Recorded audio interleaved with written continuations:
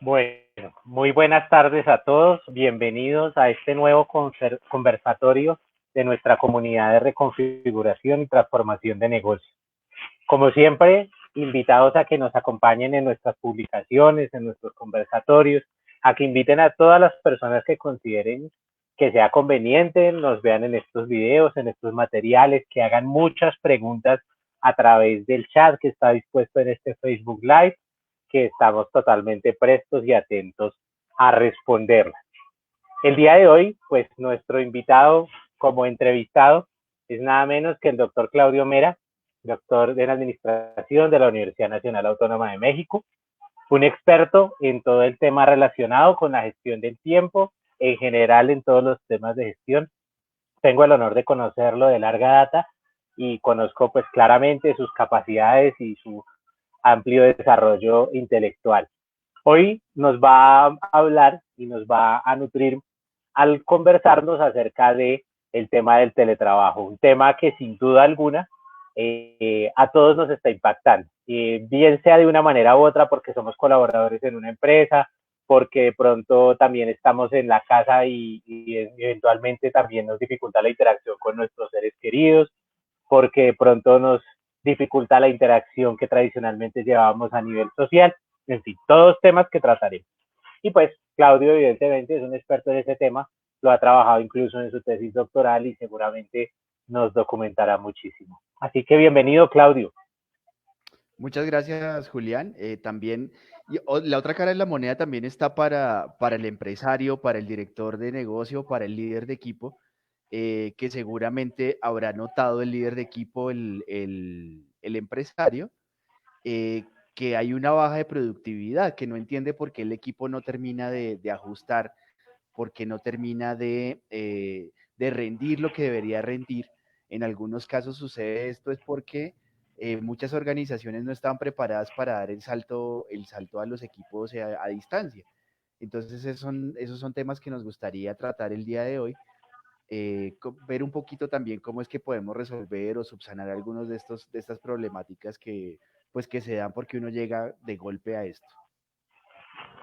Bien, pues creo que tenemos mucho tema para tratar. Yo quisiera empezar porque cuando planeamos esta entrevista le dimos un nombre polémico, ¿no? Le dimos un nombre controversial y hablamos inmediatamente del teletrabajo como pesadilla. Yo debo decir que por lo menos en mi esfera personal ha tenido tantas cosas buenas como aspectos complejos, ¿cierto? Pero me parece que para que nuestro público lo comprenda de manera clara, y por lo menos en términos también de algunos aspectos regulatorios, pues nosotros debemos distinguir un poco esas definiciones de teletrabajo, trabajo remoto. Me gustaría que nos comentes un poco cuál es el enfoque con el que vamos a trabajar este concepto, para que así pues todos estemos muy claros de que estamos hablando de lo mismo. Claro. Mira, el trabajo remoto es cuando yo definitivamente tengo a alguien que va a estar trabajando en su lugar de habitación o se las va a arreglar solito, ¿no? Allá. Y entonces esto se establece desde el principio de la relación de trabajo. Esto quiere decir que dentro del contrato de trabajo vamos a incluir unas prestaciones donde el empleador se va a encargar de ciertos gastos que el trabajador debe hacer para que esta interacción, esta comunicación telemática se desarrolle de una manera adecuada, constante y fluida. Cuando hablamos de otro tipo de relación de teletrabajo, entonces donde yo tengo que deslocalizar a mi empleado, a mi trabajador, y entonces va a haber una relación no constante de interacción. Entonces, en esta transición, en este cambio, hay un intermedio, un ajuste que tenemos que ir haciendo, porque como estamos ahora justamente en esta situación, donde de repente unos días el trabajador o la trabajadora está en su hogar o está en una cafetería o está en una biblioteca, porque a veces no lo sabemos, y otros días de repente está en el lugar, en las instalaciones de la organización. Entonces, hay unos desajustes ahí que hay que revisar cómo es que se van a dar. Entonces, cuando esté esta persona en su casa, ¿qué va a pasar con los costos adicionales de conexión, de electricidad, de acueducto y alcantarillado? ¿Cómo va a funcionar esto? ¿Qué es lo que va a pasar ahí? El subsidio de transporte, si es que haya lugar a él, ¿qué es lo que va a pasar con eso? Cuando ya la definición del contrato de trabajo se hizo desde el principio, estos asuntos ya se resolvieron. Pero cuando no están definidos desde el principio, entonces es cuando empiezan a existir esas problemáticas. El problema aquí, por eso hablábamos de qué es lo que pasa cuando el cambio se hizo drásticamente y no estamos preparados para eso. Entonces, tanto el empleador como el trabajador tienen todas esas incógnitas por resolver y justamente esas incógnitas sin resolver son las que nos causan todo este tipo de problemáticas que se mencionaban por ahí en una publicación de la comunidad. Es eh, este cambio drástico entonces causa esta caída de la motivación que va acompañada de una caída de la productividad, principalmente estas dos en un principio.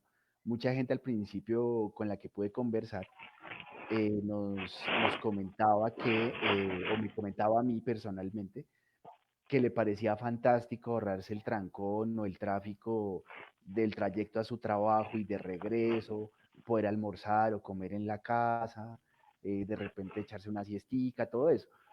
Y ahora en que han pasado ya varias semanas, me escucho como otra cara de la moneda, ¿no? Y me dice, uy, es que mi jefe me está llamando a las 8 de la noche, me está escribiendo un WhatsApp o eh, me despierto o escucho las notificaciones del teléfono y es que me están llegando correos a las 6 de la mañana o me están poniendo reuniones a las 6:30 de la mañana o a las 8 de la noche o el sábado. Y entonces dice uno, uy, no, pues eso ya está como que no, eso como que ya no está bien.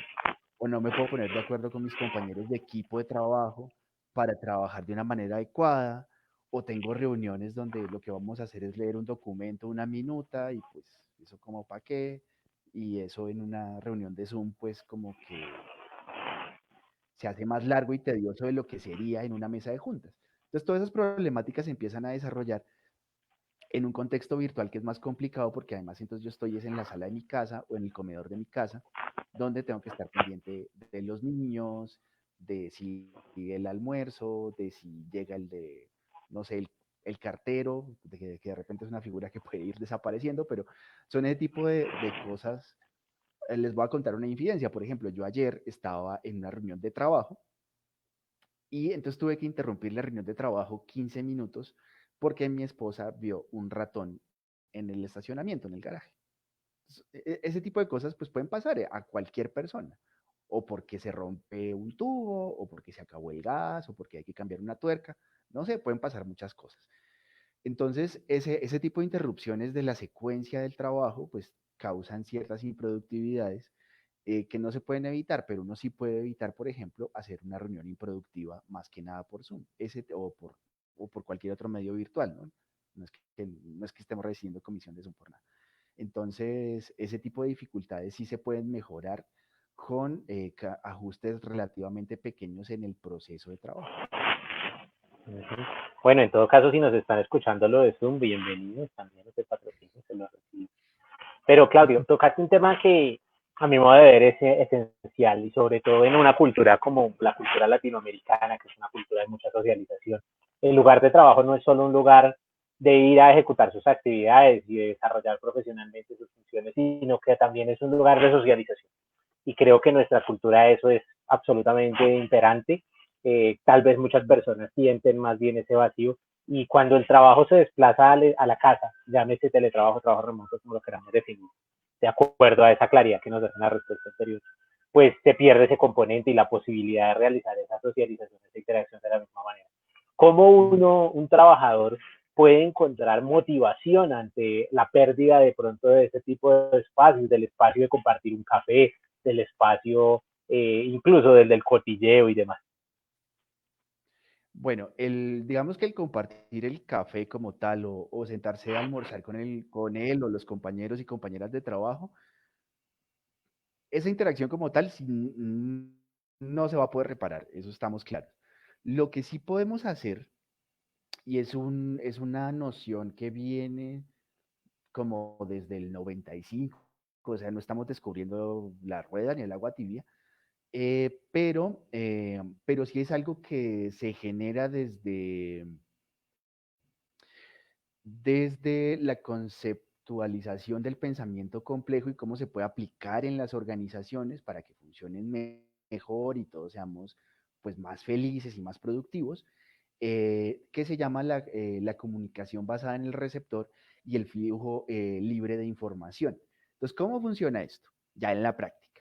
Es abrir canales de comunicación libre entre las personas que tienen la misma jerarquía o el mismo rango. Entonces, si alguien está en el mismo escala en la jerarquía organizacional, o sea, todos son ejecutivos o todos atienden servicio a cliente o todos son directivos, deberían tener un canal horizontal de comunicación entre ellos donde se puedan dar ese tipo de cotilleo, ese tipo de broma, ese tipo de información libre sin que ningún otro nivel jerárquico intervenga o pueda vigilar.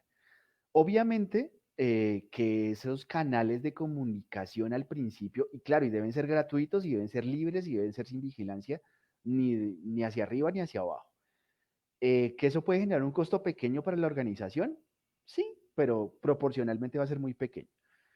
Que al principio eso puede empezar a generar cotilleo y chisme y cosas así, sí, pero se ha comprobado con la experiencia de ese tipo de canales que eventualmente las personas que están ahí van a empezar a compartir problemas funcionales que otros en su misma posición pueden ayudar a resolver y que de otra manera no compartirían, porque les da pena compartir con alguien que está debajo de su escala jerárquica o mucho más pena compartir con alguien que está por encima de su escala jerárquica.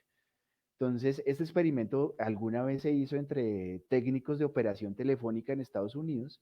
Entonces les abrieron como un canal de comunicación entre todos ellos y funcionó muy bien porque a veces había preguntas técnicas que les daba pena hacerle a su supervisor y al principio pues había obviamente como chistes y el comentario de cuál era la casa donde estaba la señora guapa y ese tipo de cosas. Y después empezaron a compartir preguntas técnicas donde el otro compañero al otro lado de la ciudad sí sabía cómo resolver. Entonces lo mismo. Aquí las compañías, las empresas, los negocios ya han tenido que invertir de manera potente o, o proporcionalmente potente, digamos, que cada organización en la medida de sus posibilidades, en medios de comunicación para estar en contacto pero de una manera vertical hacia abajo. Entonces, hacer una proporción, una inversión proporcional mucho más pequeña en canales de comunicación horizontal eh, contribuiría a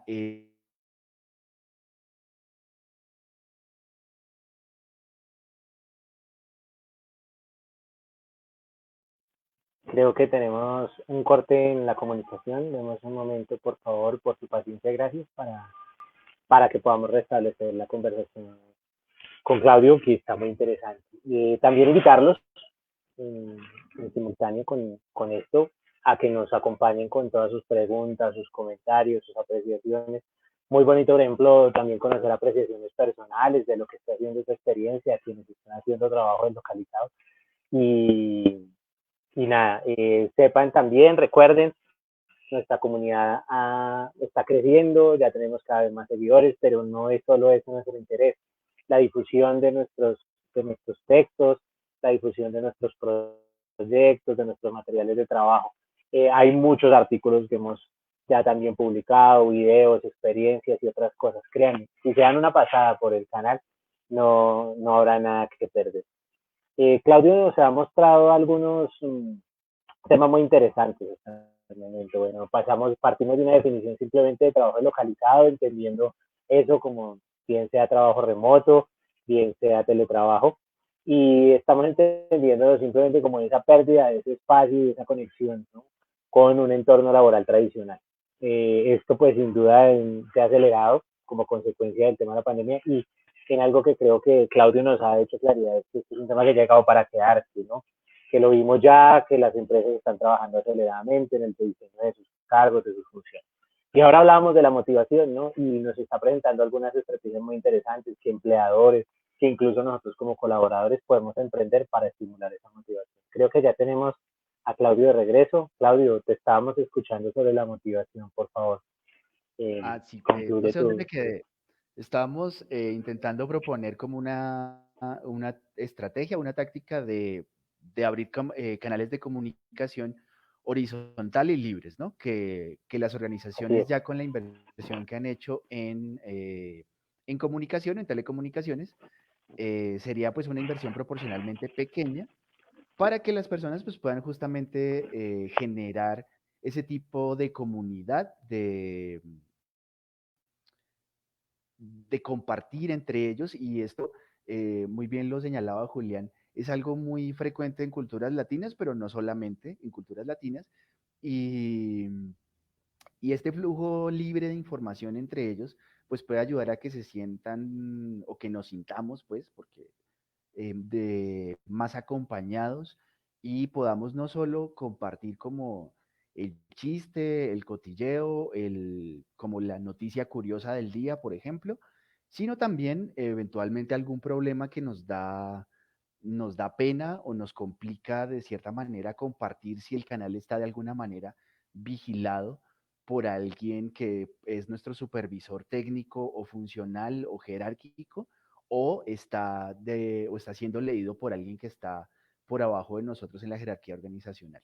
Sería como una manera de resolver tanto un problema de motivación en el entorno cultural como ayudarnos también a resolver problemas funcionales dentro de la organización y pues también nos sentimos mejor, ¿no? Más motivados. Sí, totalmente. Claro, yo creo que eso es un tema que hoy en día ya hemos pasado como una etapa en la que, listo, hubo el switch off y nos vinimos a esta modalidad de trabajo y ya nos estamos adecuando, ya nuestro lugar se adecua, pero ahora es el momento de implementar esas tácticas y como lo decíamos, que desde el punto de vista nuestro propio de colaboradores lo estimulemos, pero también que los empleadores empiecen a tomar esas herramientas. ¿Por qué? Porque yo creo que sí hay un tema muy comprometido del tema de la cultura organizacional, ¿no? Formar una cultura es complejo, es un proceso pues que puede tomar muchísimos años, que adicionalmente necesita un proceso muy sólido de identificación con el sistema de valores de la organización y que implica también el desarrollo de un compromiso, bien sea bien o mal interpretado, porque también sobre eso se nos tiene mucha controversia. Pero yo creo, por ejemplo, una situación que puede ser preocupante en este momento son los planes de integración que se adelantan para nuevos colaboradores, ¿no? Y cuando Ujú. llega una persona a una nueva organización, pues el entorno físico indiscutiblemente facilita mucho esa interacción. Y bueno, lo hablo también un poco desde mi vivencia personal en este momento, en donde de pronto uno empieza a conocer las personas, los roles, las áreas, las funcionalidades, incluso reunirse, hablar en algún momento, tener la interacción del pasillo, pues así ese proceso más difícil. Hoy en el mundo remoto, pues todos están en reuniones, es más difícil, te dan el material de pronto de la inducción, pero pues tú también te atosigas de pronto de una gran cantidad de información, hay rutas y planes diseñados. Yo creo que sería muy bonito, muy bueno escuchar cómo, por ejemplo, facilitar este proceso para nuevos colaboradores en esta dinámica, cómo integrar a un teletrabajador al componente nuevo de este tipo de modelos de negocio, de trabajo actual, y cómo manejar ese tipo de planes. ¿Tú qué tendrías allí para enseñarnos? Bueno, aquí hay yo diría que estas son dos preguntas como pegadas. Yo en las últimas experiencias que he tenido, tanto como consultor y como empleado, he notado una falla, un hueco grande en el tema de la inducción, más que nada en empresas medianas. Eh, porque, porque entonces falla ese proceso de inducción, o sea, ya hicimos un proceso de selección como empresa, eh, ya hicimos el proceso de contratación y ya hicimos la parte de integración funcional de esta nueva persona en la organización. Pues entonces nos falta la parte de inducción, digamos, humana, ¿no? O sea, se nos olvida que esta es una persona que tiene que integrarse de manera cultural y climática a la organización, y entonces nada más como que sueltan a la gente a que haga su trabajo, pero se les olvida pues que hay que, digamos, decirle, vea, este es José, es la persona que se encarga de la seguridad, esta es doña Marta, que se encarga de la limpieza, aquí está don Francisco, que está en la contabilidad, y no, o sea, independientemente de que estemos contratando a Julián, experto en inteligencia de negocios. Sí, de repente Julián y Francisco no se van a tratar pues casi nunca, pero pues es parte de ese contacto. Entonces, si ese protocolo no se escribió, no está desarrollado antes, empezar a desarrollarlo ahora en la parte remota va a ser mucho más difícil. ¿Se puede hacer? Claro que se puede hacer, pero entonces va a requerir hacerse un mapa mental que va a ser mucho más difícil de escribir para justamente desarrollar ese tipo de cosas. ¿Qué se recomienda? ¿O qué puede ser una manera ágil de hacerlo para no dificultarlo mucho? Es eh, recolectar videos de no más de 20 segundos con las personas que están participando en la organización, dependiendo del tamaño, ojalá todas, pero si es una mediana empresa, es decir, no más de 50 personas, se puede hacer videos de 15 segundos, 10 segundos con cada persona diciendo, hola, soy Claudio, estoy en el departamento de talento humano. De manera que haya un cierto sentido de cercanía y entonces el nuevo integrante o la nueva integrante puede identificar ya los rostros y en cierta manera los departamentos en que cada quien está participando.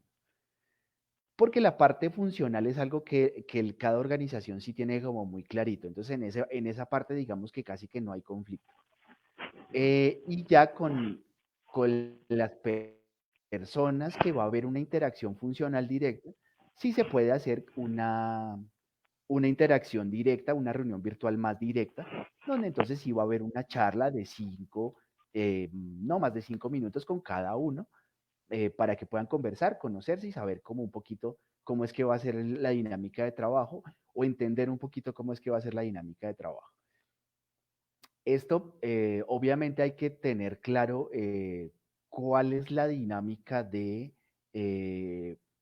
cada departamento de trabajo. No digo que sean diametralmente opuestos como trabaja el departamento de sistemas, que el departamento de marketing, que el departamento de finanzas, que el departamento de operaciones logísticas. Sin embargo, sí entendemos que hay una cierta lógica de operación en cada uno y entonces de repente la interacción sí está estructurada diferente en finanzas que en marketing. Pero esa presentación de todas maneras sí es importante para tener como un primera aproximación que esté estructurada y que cuando uno necesite ponerse en contacto funcional con esa otra persona, uno llegue en frío a decir, buenas, soy el nuevo y necesito el reporte más reciente de estados y resultados, porque eso es incómodo y eso dificulta un poco a veces el proceso de trabajo mismo. Sí, sí, concuerdo en eso porque pues además depende también, hay muchas variables de incluso personalidad que pueden estar moderando esa relación, ¿no? Y en ese momento entra el tema de, bueno, de pronto yo soy tímido, de pronto yo en cambio soy más extrovertido, tengo otros métodos de entrar y estos canales, por más que de pronto puedan llegar a tener ese grado de interacción, siguen siendo impersonales, o por lo menos esa es mi posición. Me gustaría también saber qué piensan muchos de las personas que nos están siguiendo en este stream. Recordarles que nos gustaría muchísimo también escuchar su participación. Y bueno, claro, yo me quedé pensando en que hemos hablado un poco de las relaciones como hacia dentro de la empresa, ¿no? Hemos hablado de la relación entre empleados, colaboradores, directivos, y hemos entendido un poco ese entorno del teletrabajo como en el trabajo cerrado, ¿no? Y esa es la naturaleza del trabajo de mucha gente, pero en otras áreas de desempeño, de pronto se presenta que yo tengo que hacer trabajo mucho más cercano con actores externos a la organización, con proveedores, con aliados estratégicos, con distribuidores, con mis propios clientes, ¿no? Entonces, algunos roles, pienso yo, por ejemplo, roles de clientes, personas que trabajan con servicio, con venta consultiva, pues deben encontrar también esas mismas barreras de interacción. Y no desconocemos, creo que los canales de este tipo también hacen que sea mucho más fácil evadirse, ¿no? En algún momento tú dices, estoy en otra videollamada, en fin, la conexión me falló, no te doy respuesta, en fin. ¿Qué puede uno hacer allí? ¿Qué puede hacer esto uno como individuo que está en este contexto para tratar de no deteriorar las relaciones con esos actores externos a la organización en el contexto de teletrabajo? Ya las relaciones hacia afuera me parecen un asunto un poco, como mencionas, más con un grado mayor de complejidad. ¿Por, ¿Por qué? Porque en el contexto organizacional, como bien mencionabas, entonces hay una marcación cultural más o menos conocida. Entonces hay unos símbolos, hay unos valores por los cuales uno puede regir el comportamiento. Pero cuando uno va hacia afuera de las barreras de la organización, entonces esas marcas culturales no están tan claras para uno. Ideal sería poderlas conocer, es decir, tener una perfilación clara de con quién estoy hablando. Entonces ahí la información acerca de con quién me voy a comunicar va a ser fundamental. Si existe esa información, si existe esa inteligencia acerca de con quién me quiero comunicar, eso me va a ayudar muchísimo para saber cómo es que debo mantener esa relación fluida y, digamos, estable con los clientes. Y aquí vamos a separar el cliente, o sea, es decir, quien ya, con la cual ya tengo, o con la otra empresa, o con la persona con la cual ya tengo una relación estable de consumo, o, y todavía mucho más difícil, con el que quiero convertir en mi cliente, ¿no? Al que quiero convencer de que me compre. Esta situación todavía es un poco más difícil. ¿Por qué? Porque entonces, de nuevo, si no sé cuáles son sus trazas de comportamiento, si no sé cuáles son sus preferencias comunicativas, si no sé cuáles son sus rasgos culturales principales, es decir, sus valores principales, si no sé cuáles son sus preferencias, si no sé cuáles son o no sé cuáles son las formas del lenguaje que prefiere utilizar, entonces se me va a hacer mucho más difícil. Entonces, primero, ideal empezar a recolectar esa información, tenerla, sistematizarla, de manera que cuando yo me vaya a aproximar a estas personas, al final, empresa o individuo, al final dentro de la empresa me voy a comunicar con una o varias personas. Entonces, dentro de esas empresas y afuera en las personas, eh, debo tener claro las maneras, las palabras, las necesidades que tiene y utilizar ese lenguaje para llegar con ellos y a través del medio preferente. Entonces habrá clientes a los cuales les gusta más que de repente yo les conteste el Twitter. Y entonces por ahí les digo, oye, ¿cómo vas? ¿No? Y eso puede ser muy centennial. Y de repente si mi cliente es un señor de 60, 70 años que prefiere que su comunicación principal sea por el teléfono fijo en un horario de 2 a 4 de la tarde, entonces le hago una llamadita una vez a la semana por ahí.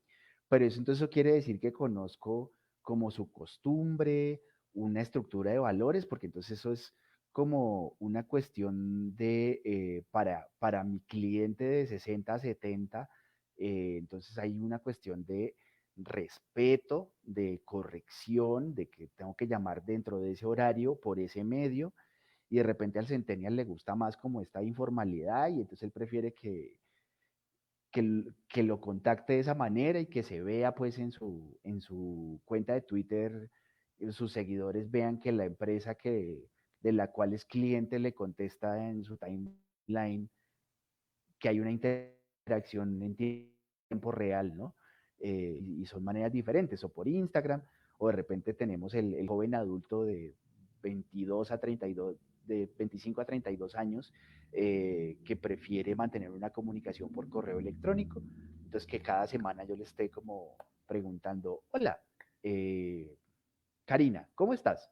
Espero que esta semana todos en tu casa estén bien de salud. Te recordamos que durante estos tiempos difíciles te seguimos apoyando con estos y estos servicios y estos productos. En cualquier momento nos puedes llamar a nuestro call center. Pero de nuevo, todo esto parte de una información sistematizada que si no tengo, todavía tengo la oportunidad de recolectar.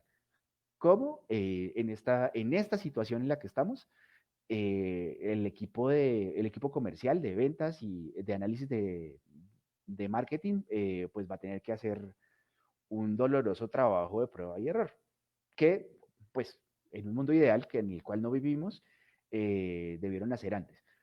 Eh, pero esa interacción humana pues sí tiene que partir del conocimiento de la otra persona. Es como cuando uno está con los amigos, ¿no? O sea, todos tenemos ahora amigos con los cuales antes nos veíamos cada 8 días o cada tercer día o cada mes y entonces uno sabe cómo comunicarse con ellos porque los conoce. Es casi un ejemplo como muy llevado a la situación pueril de cada uno, eh, pero creo que es la mejor manera de aterrizarlo para que cualquier persona lo entienda.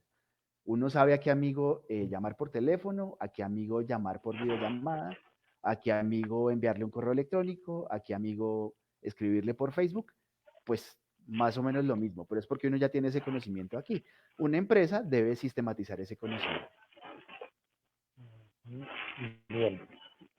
Claudio, yo por aquí veo una pregunta que me Dígame. pasan un poco a nivel como interno y, digamos me parece como importante enfatizar en eso, tal vez lo hablábamos un poco antes, y es como estos rituales que quedan propios de las relaciones de trabajo tradicional y que median tanto la cultura organizacional, piensas, no sé, las celebraciones de cumpleaños, que acá en Colombia el Día del Amigo Secreto, todo ese tipo como de situaciones, incluso estaban definidas mucho en la cultura organizacional.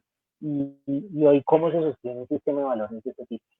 ¿Cómo puede llegar realmente a que no se pierda la esencia de lo que es el trabajo colectivo, pese a la distancia que está dada o medida por este tipo de plataformas y herramientas que ahora tenemos que usar en nuestra vida cotidiana?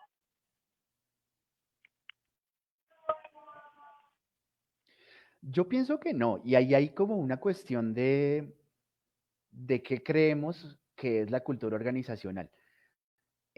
A veces desde la planeación estratégica, como que nos vendieron desde ciertas escuelas, para no echarle tierra a nadie, no voy a decir cuáles escuelas de planeación estratégica nos vendieron la idea de que la cultura como que se puede diseñar y construir, ¿no? Planear y construir. Y digamos que sí, desde la planeación estratégica uno puede influir en la cultura, pero la cultura también es algo que emerge desde la interacción de las personas. Entonces ahí hay valores que se van construyendo y a veces antivalores en algunas organizaciones que se van construyendo como de manera accidental. Ese es el asunto de la emergencia, ¿no? Las partes se van conectando entre sí y surgen cosas que a veces nadie planeó. Eh, entonces, en esa interacción de los cumpleaños, del romance de oficina que nadie quería conveniente o que a veces está justo en el, en el reglamento de trabajo que no se podía, pero resulta que se pudo. Ese tipo de cosas. eh, entonces, ¿cómo sostenemos el sistema de valores? Pues resulta que el sistema de valores va evolucionando en la medida que la organización pues va cambiando y sin, digamos, sin posibilidad de que uno lo pueda controlar en un sentido estricto de control. Entonces, ¿qué es lo que puede pasar? O qué es lo que, sí, qué es lo que puede pasar? Que las organizaciones pueden prestar los medios para que esto fluya de la manera más natural y que se note que la directiva de las organizaciones están involucradas en ese proceso y que les interesa, ¿no? Entonces, en lugar de que los mismos empleados empiecen a organizarse a través de medios paralelos de información, a ver cómo logran hacer un amigo secreto o cómo es que logran celebrar el cumpleaños de Marta de sistemas, por poner un ejemplo, no sé, tirando nombres a lo loco, o Claudio de recursos humanos.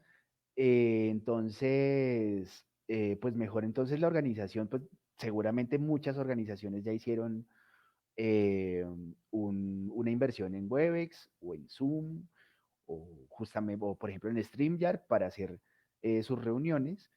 Entonces ya tienen licencias para eso. Entonces, prestar la licencia para que los empleados se puedan reunir el viernes en la tarde o el sábado y entonces les programan su reunión sin límite de tiempo el viernes en la tardecita o el sábado, eh, y que puedan celebrar igual de manera virtual, pero sin ningún problema, ¿no? Entonces, esas son maneras de incentivar y pues yo no, digamos, creo que no encuentro eh, limitante técnico para hacer un sorteo ciego de amigos secretos si fuera el caso. Eh, sí, es decir, como que haya haya un juez imparcial que asigne los nombres de quienes quieran participar, no me parece para nada conflictivo.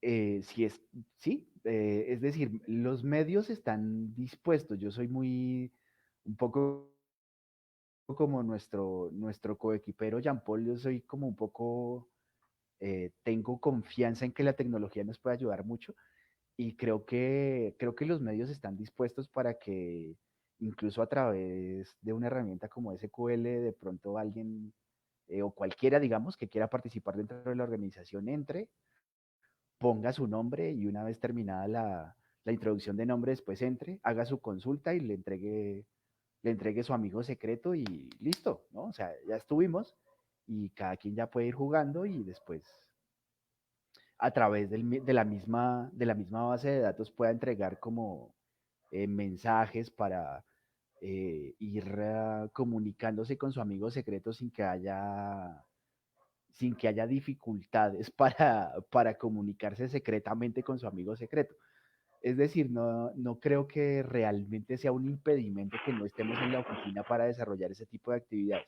Claro, es diferente, porque entonces quita un poco de adrenalina tener que aproximarse al escritorio de mi amigo o amiga secreta, o quita un poco de sabor al asunto tener que averiguar qué le gusta a una persona que de repente no conozco en otro departamento. Eh, pero sin embargo, esto nos propone otros retos, pues, como organización y como individuos participantes de la actividad para desarrollar ese tipo de preguntas eh, pues, sin que me descubran y encontrar otras maneras de enviar de repente una tarjeta electrónica sin que, pues, de nuevo, es manteniendo el secreto del amigo secreto, ¿no?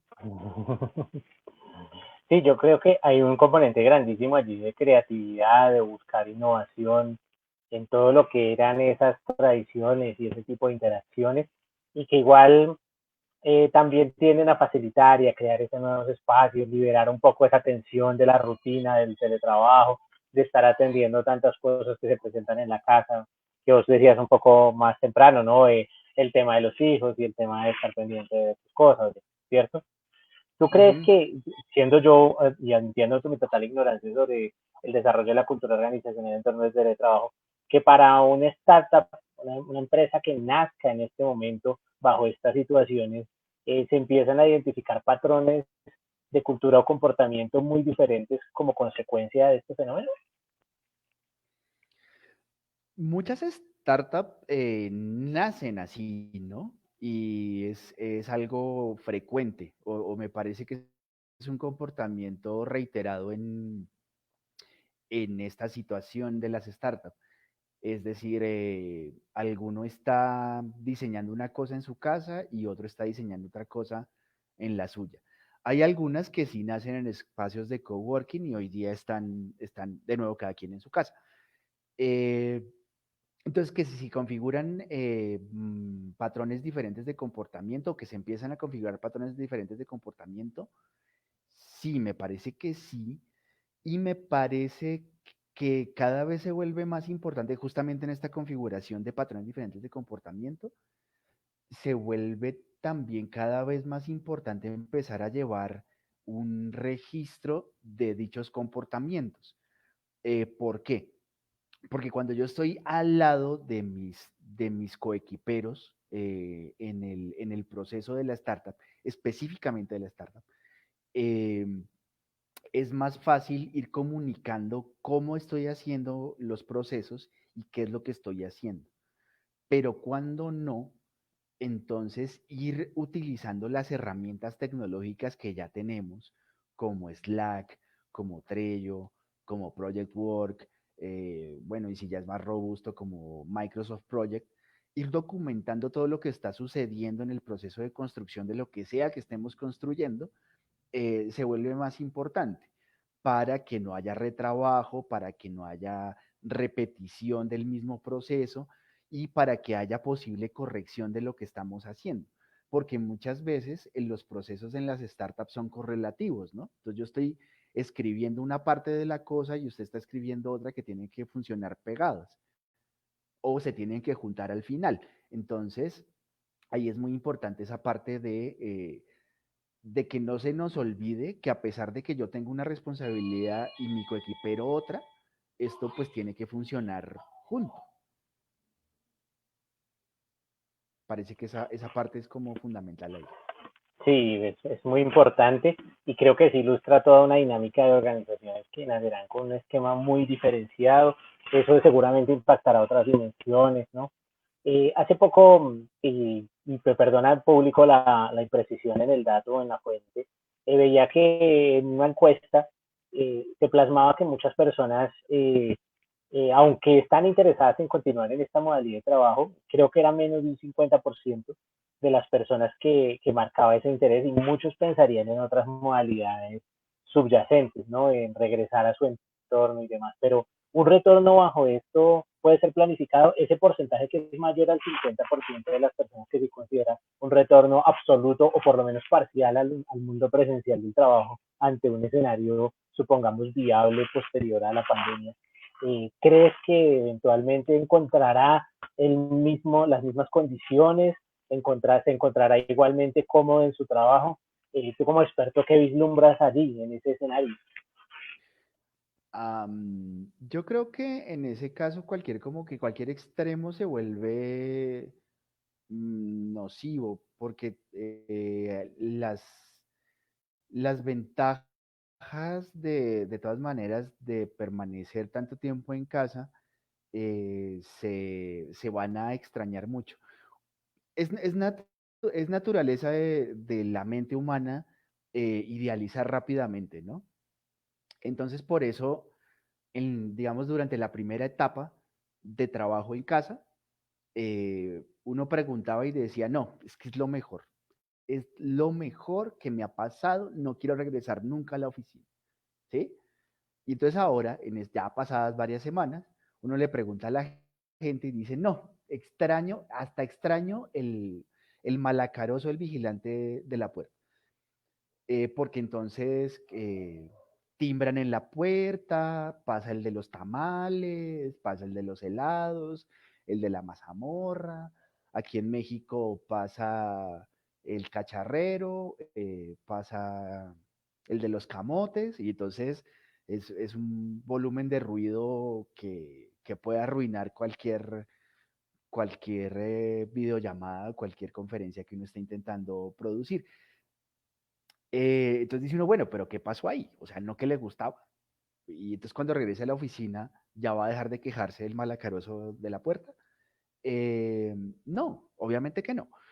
Entonces, cuál podría ser un escenario adecuado? Y es, mire, cuando o ciertos días de cada semana necesite o quiera ir al lugar de trabajo, vaya.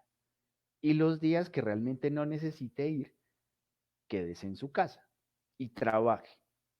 Ahora, el asunto es cuando se quede en su casa, aprenda a trabajar en su casa, porque eso también es un conflicto.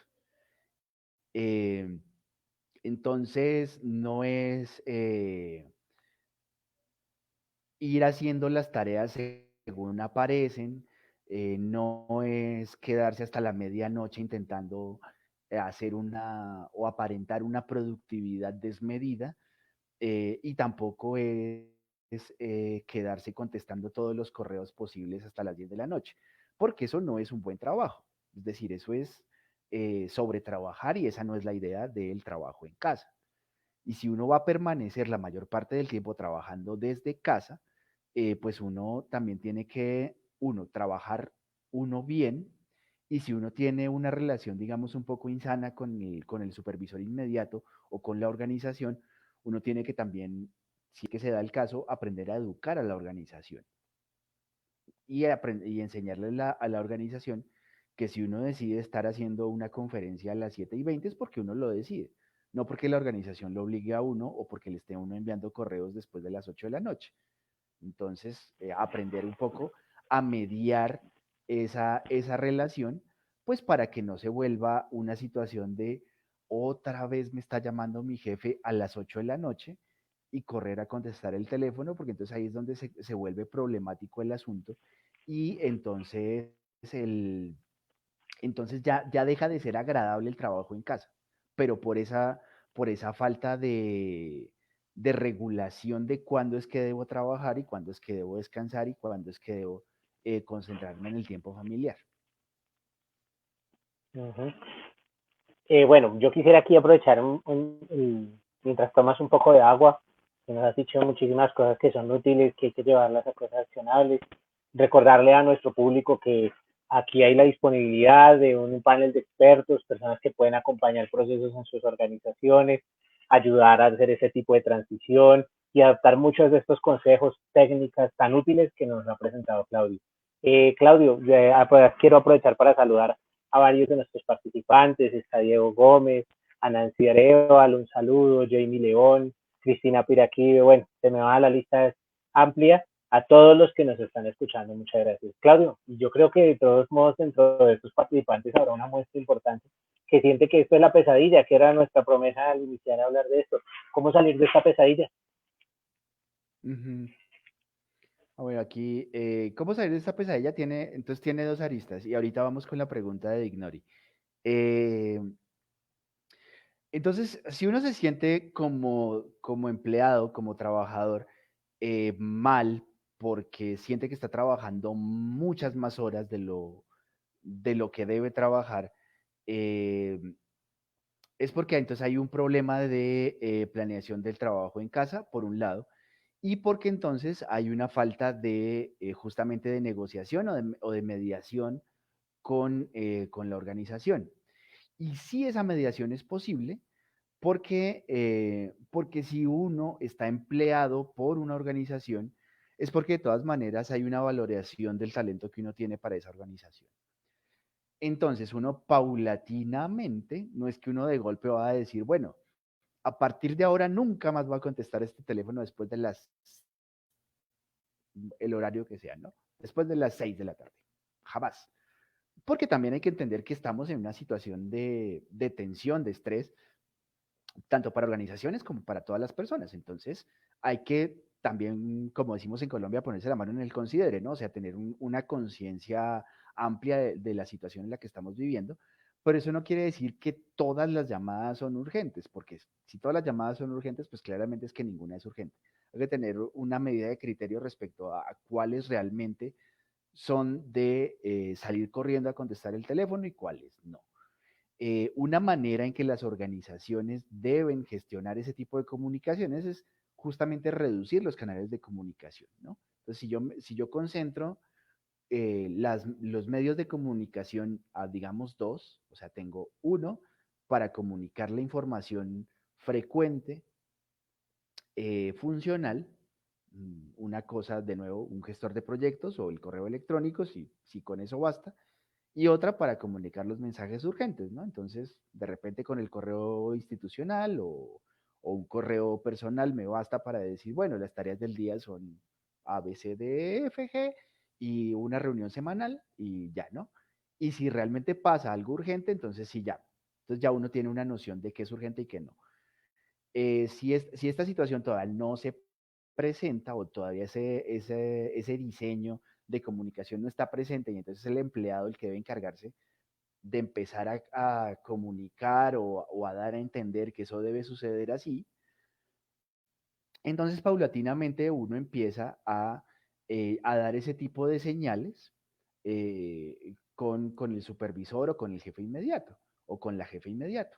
Y es a veces, uy, no alcancé a contestar porque estaba bañando al perro, porque estaba haciendo el amor, porque estaba cenando, porque estaba desayunando, porque me estaba corriendo las uñas, porque no. Eh, Porque entonces eso da la claridad de cómo estaba fuera de mi espacio de trabajo, estaba en otra actividad que no corresponde a él.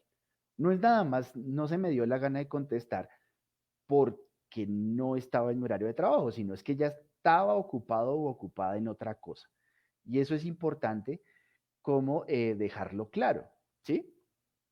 Eh, Cada quien pues tiene su estilo, su manera de comunicar las cosas y su propia situación personal, ¿no? Estaba bañando a mi hijo, estaba haciendo la tarea con mi hija, X, ¿no? O sea, ahí hay un universo de posibilidades de comunicar esa situación de, pues simplemente no estaba viendo el teléfono o no estaba viendo el correo electrónico porque estaba ocupado en otra situación que me impedía prestar atención a cosas del trabajo que no corresponden al horario del trabajo, ¿sí? Ahora bien, esto o este comportamiento requiere una reciprocidad que cuando me estén buscando el horario de trabajo, sí esté presente, ¿no?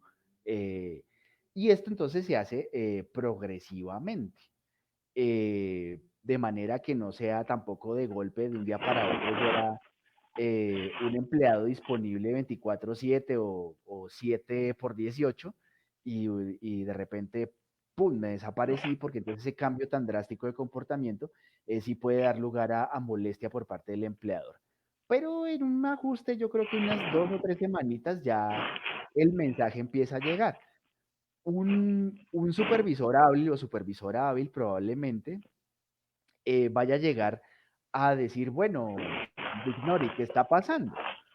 ¿Por qué antes contestabas y ahora ya no? Y uno dice, no, pues es que mi hijo me está reclamando, mi pareja me está reclamando, el perro me quiso morder, no sé. O sea, puede haber cosas que de verdad están pasando en el entorno familiar que entonces uno siente que se está complicando.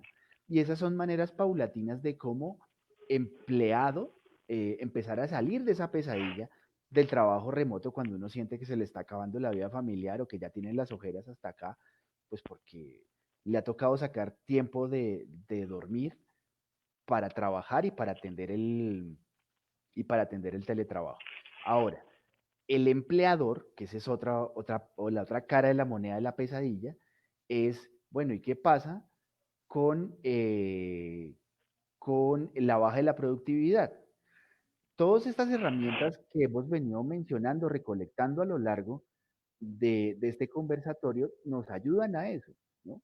Ofrecer canales de comunicación horizontal, prestar nuestras licencias de comunicación virtual para que haya reuniones, para que haya momentos de compartir.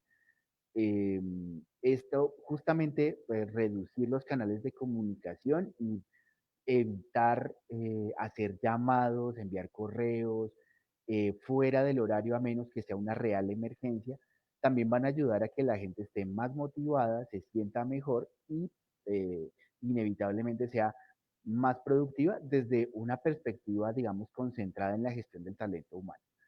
Ya otras partes, digamos, desde el aspecto de la productividad específicamente y de la planeación estratégica es que una vez, pues claro, el objetivo tiene que estar claramente definido, porque si la gente no sabe dónde tiene que llegar, pues nunca llega allá, pero digamos que ese es otro capítulo para otra charla distinta, pero pues ambas cosas tienen que ir acompañadas, ¿no?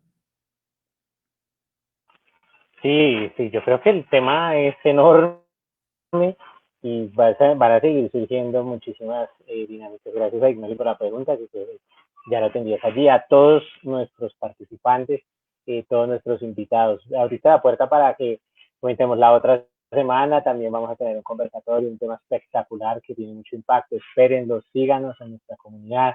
De seguro van a encontrar muchas sorpresas. Claudio, agradecerte mucho. De pronto, algún tip para cerrar. Ha sido un placer tener la posibilidad de conversar contigo. Un tip para cerrar el teletrabajo, bueno, sí hay una cuestión y es que entender que cuando uno trabaja desde la casa, pues mucho de la responsabilidad de la organización de las tareas cae sobre uno mismo. Y entonces sí va a resultar muy importante que uno se haga su planeación diaria de las tareas que uno tiene que hacer día a día. Cada quien sabrá o cada quien podrá identificar qué tan estricta o qué tan detallada va a ser esa planeación diaria. Algunas personas requerirán nada más como con hacer una lista simple de, bueno, mañana tengo que escribir una publicación, lavar la ropa, bañar al perro, afeitarme la barba y, e ir por medicinas, ¿no? Y eso ya es suficiente. Ahora, si uno tiene que hacer 20 tareas y cada una puede tardar entre 30 y 90 minutos, entonces ahí sí mejor hacer una lista muy detallada en un solo planeador con alarmas, separaciones específicas, que nos ayude a identificar en qué momento del día estamos y dónde deberíamos estar para hacer un seguimiento un poco más estricto. Sería como una recomendación final al respecto. Bueno, genial, fenomenal. Yo creo que por lo menos en mi caso las implementaré, las aconsejaré. Claudio, nuevo, muchas gracias. A todos, un placer. Gracias por Gracias a acompañarnos. todos. Les deseamos lo Saludos a mejor, una Ignacio y muy a buena Luis. noche. A todos los que nos acompañaron. Un placer y nos Sí, vemos en una próxima transmisión. muchas gracias. Un Hasta abrazo. luego. Chao.